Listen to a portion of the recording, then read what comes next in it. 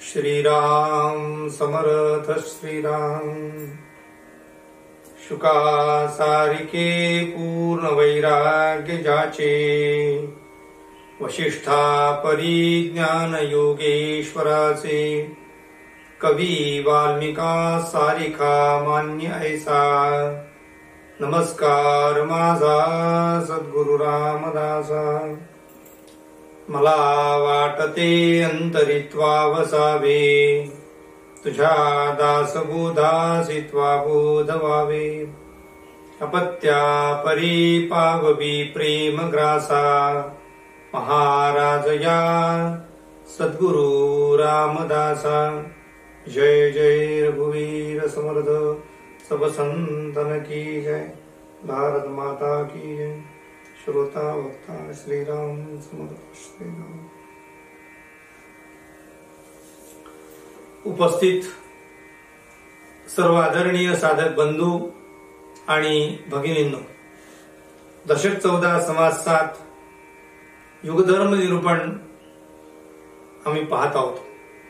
श्री समर्थांनी प्रपंची माणसाने कशा प्रकारे प्रपंच करावा आणि तो प्रपंच धन्य कसा होईल याचा विचार या समासामध्ये समर्थ सांगतात। मुळामध्ये सुरुवातीला समर्थ गृहस्थाश्रमाला धन्य म्हणतात। तो गृहस्थाश्रम हा सर्व आश्रमाचं मूळ आहे असंही समर्थ सांगतात। सगळे आश्रम या गृहस्थाश्रमावर निर्धारित आहे असं प्रतिपादन समर्थ करतात। आणि तो नरदेह धन्य आहे की गृहस्थाश्रमी असून तो भगवंताच्या प्राप्तीची इच्छा करतो। यावर समर्थ अधिक विस्तारपूर्वक पुढे सांगत आहे। श्रीराम समर्थ श्रीराम।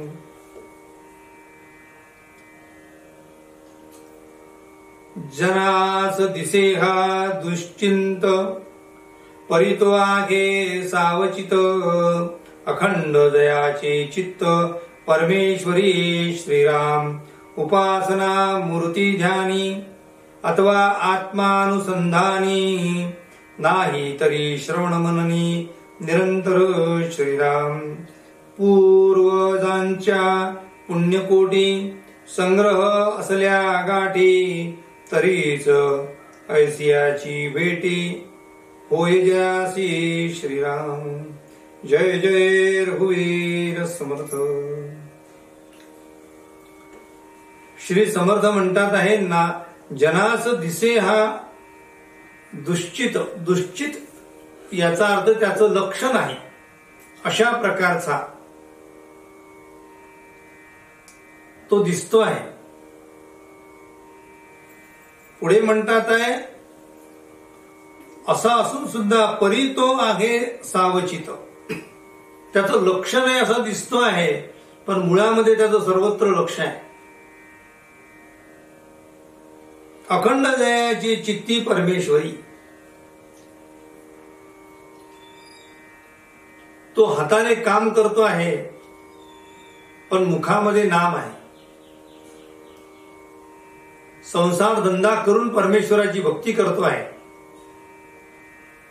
प्रपंच उत्तम चालवतो आहे, पण लक्ष मात्र परमार्थावर आहे। त्याला प्रपंचाची मुळात गोडी नाही आहे। तो पडला आहे प्रपंचामध्ये म्हणून प्रपंच करतो आहे। देहाने प्रपंच करतो आहे, मनाने मात्र तो भगवंताची भक्ती करतो आहे। असा थोर मनुष्य, असा थोर पुरुष ज्याच्या संगतीला राहील, ज्याच्या बरोबर राहील, तो सुद्धा धन्य होतो। म्हणून सत्संगतीचा महिमा सर्व संतांनी जो गायला आहे तो यासाठी। आपण कोणाबरोबर राहावं तर अशा महापुरुषांबरोबर राहा की ज्या महापुरुषांच्या बरोबर राहून आम्हाला आमचा संसार प्रपंच उत्तम करता आला पाहिजे आणि संसाराबरोबर भगवंताची उत्तम भक्ती करता आली पाहिजे। इह आणि परलोक धन्य करण्यासाठी प्रपंच आणि परमार्थ हे दोन्हीही चाक आपल्याला उत्तम चालवता आले पाहिजे. परमार्थ उत्तम करावा तसा प्रपंच उत्तम करावा. दोन्हीकडे माणसाने सावध असावं. प्रपंच सांडून परमार्थ करशी तरी तू यमयातना भोगशी. अंती परम कष्टी होसी यमयातना भोगता असं समर्थ म्हणतात. ते म्हणतात प्रपंच सुखे नैव करावा परी काही परमार्थ वाढवावा. परमार्थ अवघाची बुडवावा हे विहित नव्हे. एकच बाजू धरून चालणार नाही. प्रपंच आणि परमार्थ जर तुम्ही उत्तम प्रकारे चालवत असाल तरी तुम्ही विवेकी असे समर्थ म्हणतात. प्रपंच परमार्थ चालवाल तरी तुम्ही विवेकी. काही सोडता येत नाही. ते सर्व करावं पण मन मात्र भगवंताजवळ लावावं. असे जे महापुरुष आहे की ज्यांनी प्रपंच उत्तम केला. संतांचं चरित्र पहा ना तुम्ही. त्या संतांच्या चरित्रात तुमच्या लक्षात येईल की त्यांनी प्रपंच उत्तम केला आणि तो करत असताना त्यांनी परमार्थाला सुद्धा प्रेम दिलं. संसार दाईसारखा केला आणि परमार्थ आईसारखा केला. आई ज्याप्रमाणे मुलावर प्रेम करते तसं त्या महापुरुषांनी परमार्थावर प्रेम केलं, भगवंतावर प्रेम केलं. आणि दाई ज्याप्रमाणे सगळं संगोपन करते, कुठेही कमी ठेवत नाही, त्याप्रमाणे त्यांनी प्रपंच सुद्धा उत्तम केला. म्हणजे प्रपंचात न्यूनत्व नाही. प्रपंची पाहिजे सुवर्ण, परमार्थी पंचीकरण. प्रपंचामध्ये जसं सुवर्ण पाहिजे, संपत्ती पाहिजे, वैभव पाहिजे, ते त्यांनी प्राप्त केलेलं आहे. पण ते प्राप्त करून सुद्धा ते माझं नाही, ते भगवंताचं आहे असा भाव धारण करून भगवंताला आपल्या मनपटलावून कधी दूर होऊ दिलं नाही. असा महापुरुष ज्याच्या जीवनात येतो त्याचं जीवन धन्य असं समर्थ म्हणतात. साधू संत यांच्या जीवनाकडे तुम्ही पहा, ते असे आदर्श आहेत.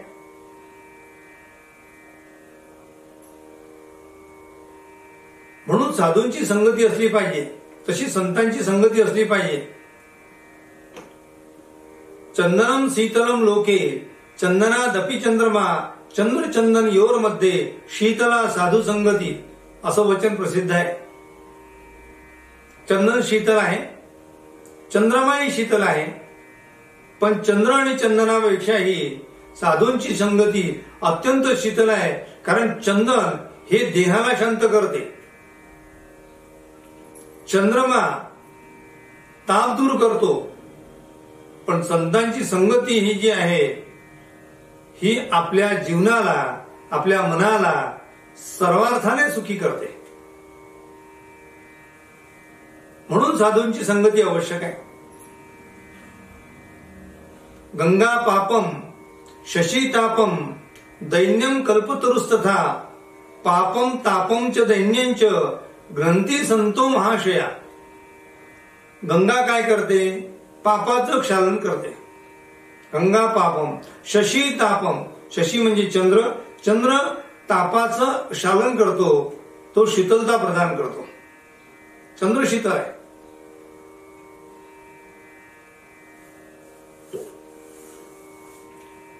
पण या गंगेपेक्षाही आणि या चंद्रमापेक्षाही समर्थ सुभाषितकार म्हणतात, गंगा पापम शशी तापम दैन्यम कल्पतरुस्तथा. दैन्य आपलं जे आहे ते दूर करण्याचं सामर्थ्य त्या कल्पतरूंमध्ये आहे. कल्पतरूच्या खाली बसलं, कल्पना केली की सर्व प्राप्त होते. पण साधूंची संगती ही सगळ्या दृष्टीने सुखकारक आहे. पापम तापम दैन्यंच घ्नन्ति संतो महाशया.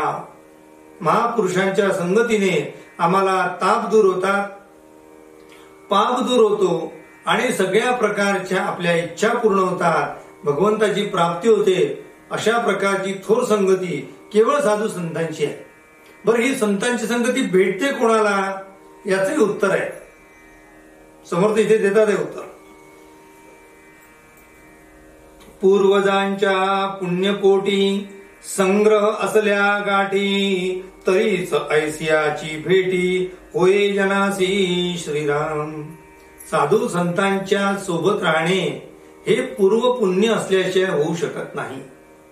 तसा पूर्वजांचा जर ठेवा आमच्याकडे संपत्तीचा जास्त असेल तर आपल्याला कमी श्रमामध्ये सुद्धा सगळे सुख प्राप्त होतात. आई वडिलांनी भरपूर पैसा कमवून ठेवलेला आहे, पोराला काही करायची गरज नाही. घर बांधून ठेवलं, शेती घेऊन ठेवली, नोकरी लावली, पैसा घरी भरपूर आहे, घरी गाडी आहे, घोडा आहे, वाडा आहे, सगळ्या गोष्टी घरी उपलब्ध असल्यानंतर त्याच्या घरी जर मूल जन्माला आलं तर मूल ज्या दिवशी जन्माला येते त्याच दिवशी ही सगळी प्रॉपर्टी त्याच्या नावाची होते. म्हणून संत म्हणतात आहे की जेव्हा तुम्ही संतांच्या संगतीमध्ये येता तेव्हा तुमची पूर्व पुण्याची जी प्रॉपर्टी आहे ती प्रॉपर्टी बरोबर असल्यामुळे आपल्याला आपोआपच संतांची संगती मिळते. सगळ्यांना मिळत नाही संतांची संगती, म्हणून संत संगतीला महत्व आहे. प्रचिती विणजे ज्ञान तो अवघाची अनुमान, तेथे कैचे परत्न साधन प्राणियाची श्रीराम. म्हणून समर्थ म्हणतात आहे प्रचिती विणजे ज्ञान. प्रचिती शिवाय ज्ञान म्हणजे अनुभवाशिवाय ज्ञान. मुळामध्ये ते अनुभवाशिवाय ज्ञान झालेलं, प्राप्त झालेलं ज्ञान हे मुळामध्ये ज्ञानच नाही, ते फक्त अनुमानाचं ज्ञान आहे, अनुभवाचं ज्ञान नाही. म्हणून समर्थ म्हणतात प्रचितीचे जे ज्ञान जो अवघाची अनुमान, तेथे कैचे परत्र साधन प्राणियाची. ज्याला प्रचितीचं साधन नाही, प्रचितीचं ज्ञान नाही, नुसतं अनुमान आहे, त्या माणसाच्या जीवनामध्ये कधी सुख येऊ शकत नाही. या कारणे मुख्य प्रत्यय प्रचिती विण कामाने, उपायासारखे अपाय शहाणे जाणती श्रीराम. म्हणून प्रचितीने म्हणजे अनुभवाने, अनुमानाने जे प्राप्त होते, अनुभवाने जे प्राप्त होते ते खरं प्रचितीचं ज्ञान आहे आणि त्या गोष्टीचा स्वीकार शहाणे लोक करतात. वेडे संसार सोडून गेले तरी ते कष्टोची मेले, दोन्हीकडे अंतरले इहलोक परत्री श्रीराम.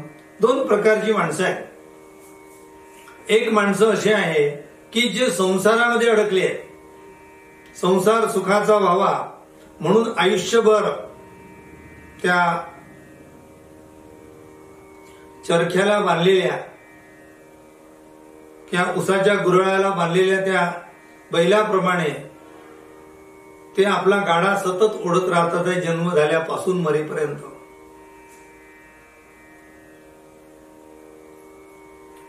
दुसरे माणसं असे आहे की या संस्था या गाडा ओढता ओढता कंटाळले आहे, आता मला गाडा ओढायचा नाहीये, आता मला संसार करायचा नाही, या गाड्याला कंटाळले म्हणून हे गाडं सोडून पळून गेले. समर्थ म्हणतात तेही वेडे आहे. म्हणजे जे संसार करतात आहे आणि जे संसार करताना त्याच्यात सूट शोधतात आहे तेही शहाणे नाही आहे, आणि जे संसार सोडून पळून गेले तेही शहाणे नाही आहेत. मग शहाणे आहेत कोण? समर्थ इथे शहाण्याचा उल्लेख करतात, वेडे संसार सोडून गेले. अरे तुम्ही जर संसार सोडून जर परमार्थ करायचा विचार करण्यासाठी जर तुम्ही निघून गेले, संसारात सुख नाही असं म्हणून निघून गेले, तर परमार्थात तरी तुम्हाला कुठे संसाराचं सुख मिळणार आहे? समर्थांची ती कथा सांगतात. समर्थांच्या बरोबर एक शिष्य आला. तो म्हणे, महाराज मला तुमच्या बरोबर सेवा करायला जायचं आहे, आता कंटाळलो आहे मी घराला. समर्थ म्हणाला, मी माझ्याबरोबर तू चल, पण माझ्याबरोबर काही तुला सुख मिळेल असं काही समजू नको. त्यामुळे महाराज, आता तुम्ही महाराज असल्यामुळे तुम्हाला कशाची चिंता नाहीये, मी तुमच्या सेवेत राहतो. तो समर्थांच्या सेवेत राहिला आणि 3 दिवसामध्ये त्याने तिथून पलायन करण्याचा विचार केला. का? कारण घरी तरी माणसाला सुखाने खायला मिळत होतं, इथे भिक्षा मागावी लागते, पानगे भाजावे लागतात, रोडगे तयार करावे लागतात, उपासना करावी लागते, जप करावा लागतो, रानोमा हिंडावं लागते, काम पडलं तर दरी कंदारामध्ये झोपावं लागते, दास डोंगरी राहतो, यात्रा देवाची पाहतो. समर्थांना त्या दर्याखोऱ्यात राहणं आवडत होतं, डोंगरावर राहत होते, ते जनामध्ये फार वेळ राहत नव्हते. मग त्या शिष्यालाही तशीच त्याला जावं लागलं त्यांच्याबरोबर. आता तो त्रासला, किती चालायचं, घरामध्ये 10 पावलं कधी चाललेला नाही, इथे 10 किलोमीटर रोज चालायचं किती कठीण काम आहे. जसं एखाद्या माणसाने आयुष्यात कधी पद्मासनाची मांडी घालून बसला नाही, त्यांनी इथे सर्कसीमध्ये काम कसं करायचं. बरं, ही त्याच्यासाठी सर्कसच होती. त्यामुळे महाराज, मला खरंच आता सुख संसारातच आहे असं वाटायला लागलं आहे, आता मी परत संसारात जातो. कारण त्यांनी रंगनाथ स्वामींना पाहिलं होतं की हे यांचे शिष्य किती माझ्यापेक्षा भाग्यवान आहेत, की 500 शिष्य पाठीमागे आहे, 500 शिष्य समोर चालतात आहे, महाराज अंबारीवर बसलेले आहे, चौऱ्या त्याच्या आजूबाजूला झुलतात आहे, सगळे लोक आनंदात चालतात आहे. काय भाग्यवान शिष्य आहेत, अशा संतांच्या सहवासात राहतात. या संतांपेक्षा ते संत आपल्याला परवडले असते. म्हणजे त्याला संत हवे होते की सुख होतो, त्याला संसारातलं सुख हवं होतं, म्हणून तो त्या संतांकडे धावत गेला. आणि यांना सांगितले की आता मी दिलेला मंत्र आहे तो मंत्र परत घेऊन घ्या. तेवढे बाबा, असा काही मंत्र परत घेता येत नसतो. मग एक काम कर म्हणे, हे पाणी घे, त्याची एक चूळ भर, या दगडावर टाक आणि निघून जा. मंत्र मला परत करून टाक. त्याने चूळ भरली आणि त्या दगडावर टाकली. असं म्हणतात, त्या दगडावर श्रीराम जय राम जय जय राम लिहिलं गेलं. तो निघून गेला. तो निघून गेल्यानंतर तो महाराजांना भेटला की आता मला तुमचा मंत्र द्या. आता तुमचा मंत्र द्या असं म्हटल्यानंतर त्याची वाचा येईना त्याला. तुझं संत कोण आहे, शोध लागला. त्यांनी संतांच्याकडे दर्शनाला गेले तेव्हा लक्षात आलं की समर्थांचं काम आहे. समर्थांना क्षमा मागितली महाराजांनी आणि या पामरावर दया करा. मग त्याला परत वाचा आली. मुळात संतांबरोबर फिरणं तसं सोपं नाही आहे. जे संतांच्या सहवासात राहिले आहे त्यांना माहिती आहे संतांच्या सहवासात राहणे म्हणजे कसरत आहे. आम्ही आमच्या घरामध्ये कसेही राहू पण संतांच्या बरोबर राहताना अत्यंत सावधगिरीने राहावं लागते. आम्ही ज्या ज्या संतांच्या सहवासात राहिलो त्या त्या संतांचे अनेक अनुभव तुम्हाला सांगता येईल, अनेक. म्हणून समर्थ म्हणतात आहे की तुम्ही संसार सोडून पळाले तरी प्रॉब्लेम आणि संसारात रमले तरी प्रॉब्लेम, मग अडचण कुठे नाहीये. समर्थ म्हणतात वेडे संसार सोडून गेले, कारण ते कंटाळले म्हणून सोडून गेले. समर्थ म्हणतात तुला जे वैराग्य निर्माण झालं आहे ते वैराग्य हे अंतरापासून असलं पाहिजे. वरवर असलेलं वैराग्य जे आहे ते माणसाला त्रासदायक होते. वेडे संसार सांडून गेले तरी ते कष्ट कष्टोची मेले. दोन्हीकडे अंतरले इह लोक परत्री श्रेया. इह लोक आणि परत्री दोन्ही ठिकाणी कष्ट झाले. इहलोकाचे प्रॉब्लेम, परतरी सुद्धा आपल्याला सुख नाही. रागे रागे निघून गेला तरी तो भांडोची मेला. बहुत लोक कष्टी केला आपणही कष्टी श्रीराम. निघून गेला परी अज्ञान त्याचे संगती लागले जन.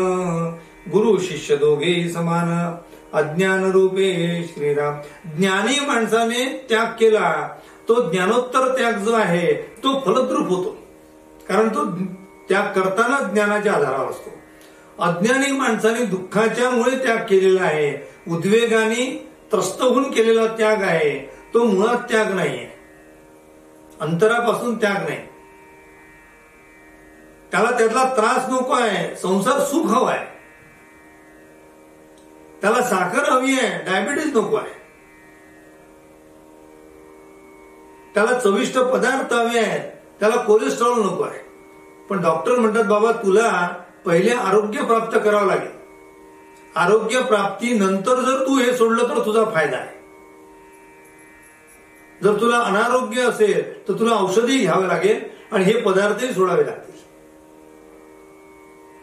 म्हणून ज्ञानी माणसाने, अनुभवी माणसाने, ज्ञानी माणसाने ज्ञानाच्या आधारावर त्याग करावा. आणि त्याग करून तो त्याग फक्त बाह्य रूपाचा नाही तर तो अंतरापासून असला पाहिजे, तो मनापासून त्याग असला पाहिजे. नुसते भगवे कपडे घालून माणसाला संन्यास प्राप्त होत नसतो, तर तो भगवा रंग हा आपल्या मनाला तो लावावा लागतो. तो त्याग तिथे जन्माला येतो. हे वरची बाजू आहे. हे वर केली काय आणि नाही केली काय तरी फारसा फरक पडत नाही. परंतु जर आतून त्याग असेल आणि बाहेरून जर संग असेल तर त्याने जास्त सुख मिळते. पण आतून संग आहे आणि बाहेरून जर त्याग केला आहे तर त्याच्यासारखं दुःख दुसरं नाही आहे. संसारात बायकोशी भांडणं होतात म्हणून पळून गेला जनामध्ये तर तो त्याला तिथेही सुख मिळत नाही. मग त्याला लक्षात येते की आपण घरच्या लोकांशी जर प्रेमाने राहिलो असतो तर आपल्याला आपल्या ताटामध्ये आपल्याला आपोआपच गरम पोळी मिळाली असती.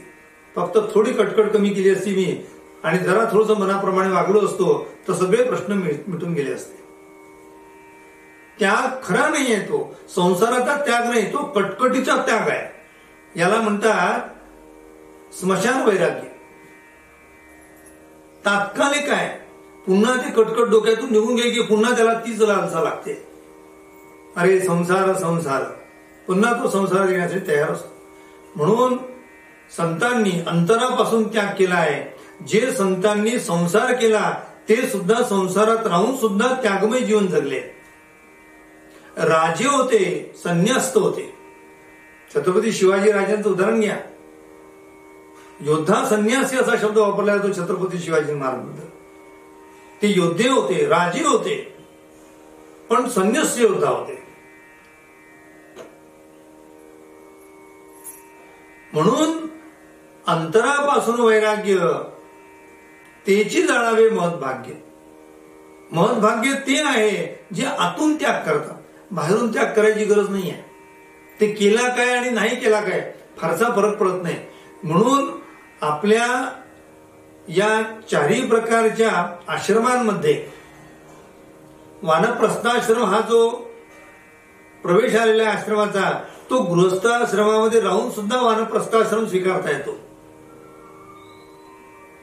गृहस्थ म्हणजे घरात राहून सुद्धा हे घर माझं नाही अशा भावातून जर तो राहू लागला तर तो घरात राहून सुद्धा वनातच आहे.